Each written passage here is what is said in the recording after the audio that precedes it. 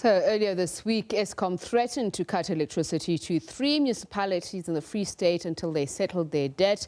The Mangaung Metro owes 149 million rand alone. We're back to our reporter, Thabiso Khatebe, who joins us live from Bloemfontein. Thabiso, earlier on you spoke about a tense meeting between officials. What is the latest now?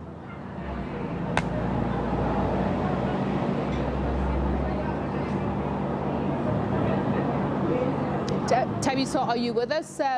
Earlier on you spoke about a tense meeting between officials on how to resolve this matter. What is the latest?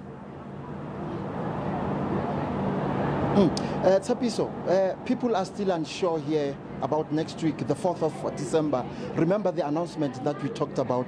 We talked to a couple of people earlier on before we go on saying that next week they are not sure what's going to happen if Eskom cuts off their electricity. But fortunately the MEC is here to outline the meeting, what happened in their meeting, what did they say in their negotiations with power utility Eskom. MEC Tembeni Ngangisa joins us now. MEC, the meeting today with Eskom, how did it happen? How did you resolve problems that Eskom is going to switch off the electricity? Good evening and thanks for the opportunity. Good evening for viewers at home. We met here today. We called a special urgent meeting between Eskom, Mantsopa, Mangaung, Sandlek and Mafube. After we realized that Eskom released a statement that they are going to cut off electricity on the 3rd of December, which was a serious concern to us. So we convened them to an urgent meeting and all of them responded positively and they were very good in the meeting. The spirit was high. Everybody agreed firstly that there is no need, there's no benefit in cutting off electricity. All of them want the people to benefit, want communities to benefit. We convened this meeting as COCTA because as part of the IGR, we had to convene all parties that are part of governance to ensure that we maximize service delivery. So we agreed in the meeting that no one has got an interest in doing so. Secondly, we agreed that immediately after the meeting, by tomorrow, Eskom will meet municipalities individually because their conditions were not the same, so that they enter into an understanding that will avert cutting off electricity next week. So that's how far we are now. So there's not going to be electricity cut off. We are confident, we have agreed, we are in a good state where everybody wants to make this thing work. MEC, we're talking about 3 municipalities. We're also talking about 11 municipalities who are still in trouble with Eskom. Are you going to be assisting them as a local government? We agreed this is the first session with Eskom, which had a very good team, positive team, people who are prepared to resolve problems of people of South Africa. Our second meeting is going to be broader. It's going to include almost everybody. Part of what we'll be addressing in the second meeting is issues of policy, is issues of the interministerial task team, is many other issues that Eskom has got concern with various municipalities. So that session of the meeting would be convened in due course. However, the meeting of today was focused because there was pandemonium about people having to have a blackout festive season. So we wanted to avert that and we have successfully done that. We are happy because everybody now is back to the party. MEC, 3 of your municipalities are still under administration. No services around here. We are saying that those municipalities have collapsed. People are saying that. How are you coming in to assist those municipalities? It's true, 3 of the municipalities were under administration. Masiliunyana is out of administration. Maludiapofu is stability now. You see, even as part of Eskom's indication on municipalities where they see they have problems, despite that they owe Eskom 4 billion, that municipality has improved. There's stability there now. Everything is going according to plan. The team and the political leadership there are making things happen. Secondly, the last municipality, Mafube with non-financial issues is performing better. It's performing well. The problem is finances of Mafube. It's a grant-dependent municipality. So we're trying to find ways and means to take it out of 139 as well. Okay, MEC, unfortunately we've run out of time here. We expected to speak to a couple of people where we are at now. Unfortunately, we don't have time to sort of put in some people just to talk to us about next week. How do they feel, especially after that announcement by Eskom? It's back to you, Thabiso. All right, thank you very much, Tabitha. And of course, at some point, we hope that we do get back to him so that he does manage to speak to some of the residents there. The threat, of course, being that 3 municipalities, the Mangaung Metro Municipality and the local municipalities of Mantsopa, as well as Mafube local municipalities, that they face the spectre of daytime electricity being cut off for them. Negotiations are underway. You heard the MEC there speak about what they are hoping to do to avert that situation, especially for people, households. But now, let's find out what the situation is in Mapetla. My colleague Criselda Lewis is there, where residents have been without electricity since Eskom disconnected them for non-payment in March. She has a community leader with her. Criselda?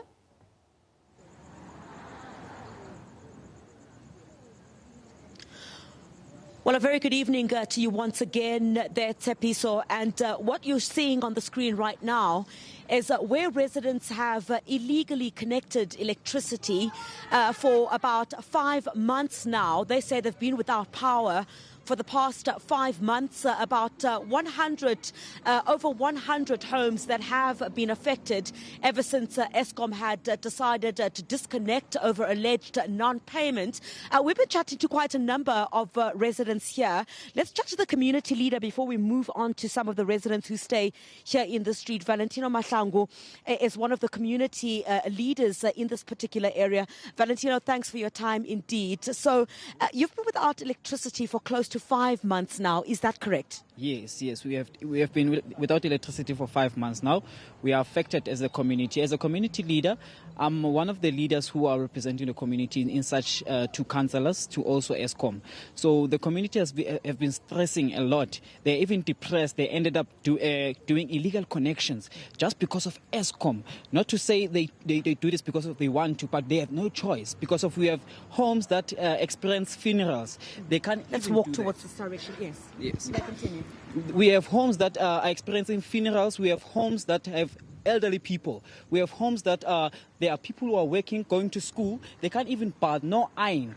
We, as a community, we end up being divided by the same government, the same Eskom, fighting amongst ourselves because of the lack of electricity.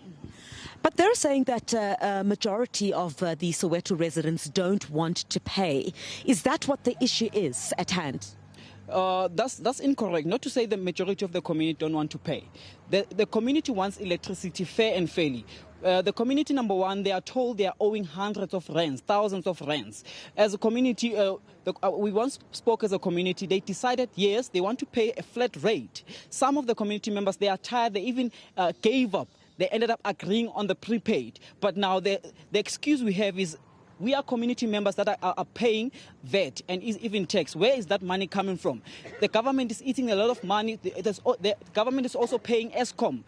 Some of our VAT, we also have to pay Eskom again. So what we need is a connection from Eskom to the community. It's been 5 months now. Not to say the community doesn't want to pay. The community does want to pay, but a flat rate. Yes. But others would argue, what is special about Soweto? Why do you want a flat rate? What happens to the amounts that have been owed to Eskom that have accumulated over the years, which they say runs into billions? We can never interfere on the budget that is being sent to Soweto. There's nothing much special about Soweto. The government is injecting millions and millions each and every year, but we don't see, it's not even transparent. Each and every year, the budget, Soweto has its own budget each and every year, but nothing has been done. Right. We're supposed to be having a maintenance each and every year that must be happening, but nothing has been done so far. Thank you very much, Valentino. Let me just speak to Bonkgono, who have also come here this evening. Nkgono, good evening to you. Nkgono, explain to us in Leniswayo ngendaba yokuthi anina mutlakasi for the past 5 months. Na ke tsebe hobaneng re sena motlakase bane itse ka di 13 tsa July ne bile ke beile maoto ke hatsela maoto ke re ke be heater motlakase o bo re fi since that time bo motlakase ha o sa leo jwanong bo be re ya go Eskom ba re tle re to bua le Eskom ba re batla ntate o fitlanka a kena house to house a nka di the meter box, the auditor. Bere a re go Eskom and then go bua le ena re mmolele gona re ka kgona ho patala bokae.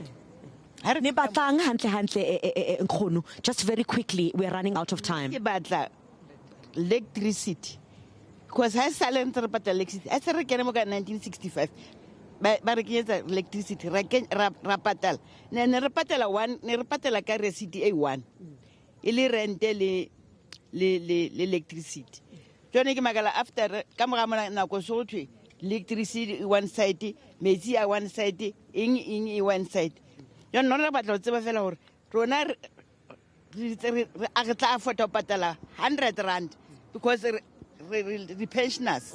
Okay. Duncan Khono, and I understand that we don't have much time as yet to speak to the rest of the residents here. But as you can see here behind me, residents have certainly come out in their numbers at Tshepiso. So many of them still wanting to have their say. But as you can see right here behind me, the only thing that is lighting up the street here is our light on the camera itself, and just a few street lights that are also on here. But the entire street itself is in darkness, and the residents here say this is what is happening in majority of the part of Mapetla that has been affected by these electricity cuts because Eskom says they are refusing to pay. They're saying that they want that flat rate to apply. You heard Nkhono say there that she's only able to pay about 100 rand for electricity. She's a pensioner. So there's quite a number of facets here that come into this whole electricity debacle involving Soweto. But the residents are saying they're still hoping to have negotiations with Eskom on how they can resolve this situation because they cannot continue to live like this, they say. All right, thank you very much, Chris Salter. Irony of it, of course, is on the 3rd of November, we saw Eskom putting out a notice saying to residents of Mapetla and Shawela that they apologize for any inconvenience where there was emergency electricity supply cut off, and they were speaking there about maintenance of the network, but it seems that that maintenance is no longer going to take place. So in an attempt to get to the bottom of Soweto's culture of non-payment, we continue to find out what residents feel about now being called on to cough up. We're hosting a town hall debate at the Protea Glen Library. That's later on, or just in a short while, with my colleague Sakina Kamwendo. But first, let's cross to our reporter Mareketla Mutlabe, who is at the Chris Hani settlement in Kliptown. What is the latest for you, Mareketla? Good evening, Tshepiso. Let me just first show you some picture right at that distance there. That's Mfulo South. That's where you see the lights shining under the cover of darkness. But down here where we are in Chris Hani informal settlement in Soweto, this is where the real darkness is because they have been disconnected. They were disconnected rather on Monday, but today, just a couple of hours ago, they decided to reconnect themselves because this is what they've been doing. And of course, we're just coming into one of these households here. If my colleague Izinyoka could come with me, we're going to speak to one of the residents who disconnected themselves today. And of course, this is their household here. And as you can see, she's actually preparing supper with this illegal electricity. Mama, sorry to disturb you.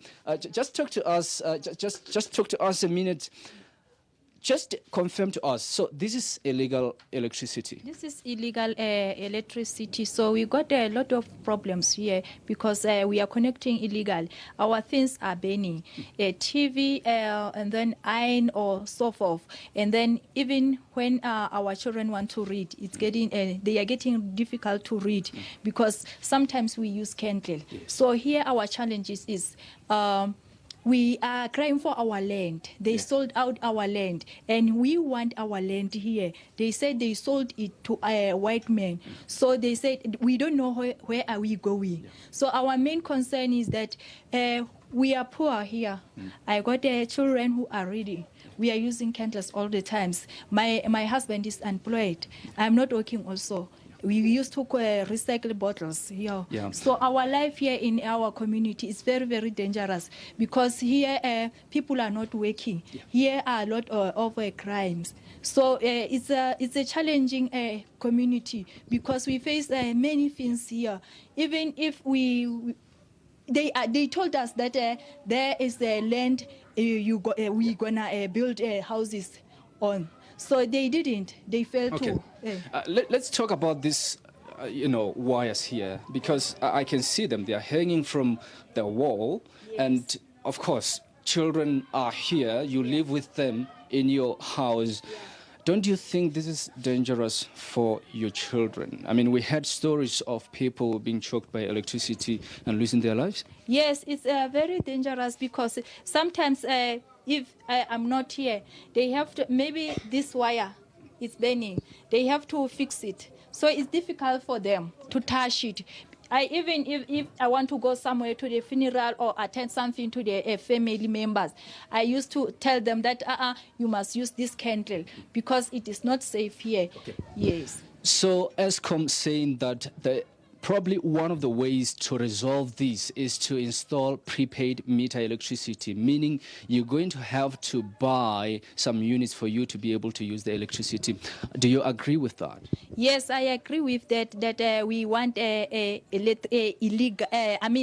electricity. Also, the land. We want houses. Yeah. If they fail to give us houses, they must give us stands and electricity, also a water or flushing toilet. All right. Thanks so much for your time, indeed. And let's leave you with the pots. So, of course, as you had, Tsepiso, these are some of the difficulties that these residents face here. And of course, if the camera person could follow me, we will also bring some voices into this particular conversation.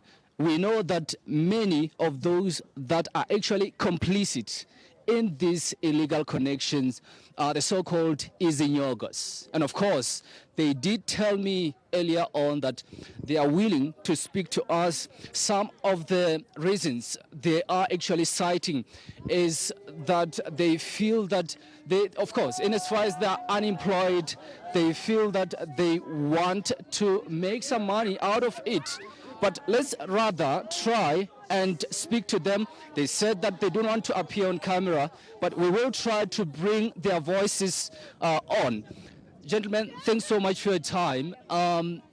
Just tell me, first question is, why do you connect illegally? Yeah, you know what, we had the problem about like people are getting banned. Their shakes are getting banned because of using primer stove and candles. The primer stove, like most of the time, they explode. You see, but then now we had an idea that, you know what, let's go to that box and collect electricity illegally because of since our own government and even if the city or Eskom, like it seems like they abandoned us because we stay in shacks. They don't do anything for us. So, but are you aware that other than this costing people's lives, it also costs Eskom billions of money? We know that about 18 billion rands is being owed to Eskom. Are you aware of this? Yes, we are, Chief. See, votation every year, Chief. And siyazama ukuthi uEskom sikhulume nawo ukuthi asimite demands since isihleli la silokho sizama ukukhuluma naye angabuyeli ukuthi size sabona ukuthi ngoba sicima imikhukhu njalo la enesinabantwana esiphila nabo lana esikhula nabo abakhona ukuthi uyabona njengobaba njenganami ngobaba mangabe umntwana uzothi uyastudisha ngoba ngithi angisebenzi ngizomtshela ukuthi ngona licima ikhandlela cause ngenzelana ukuthi kusasa ngikhona ukuphinda ngilayite. All right. Thanks so much for your time. We're running out of time, but we'll continue getting more voices from the ground here in Soweto as the rain is coming down on this particular area. So clearly what they are saying is that they have been trying to actually get officials to come through and, of course, put legal electricity, as they call it, in this area. But those efforts have been in vain. So we will be getting more details on the ground here in Soweto. All right, thanks a lot for that, Mareketla. As you saw, he was speaking to residents. There's some, recounting how socio-economic circumstances make it very difficult for them to pay for electricity. And the question has also been raised whether or not electricity should become a basic human right. All of these tenants up against the 400 billion rand debt that Eskom faces.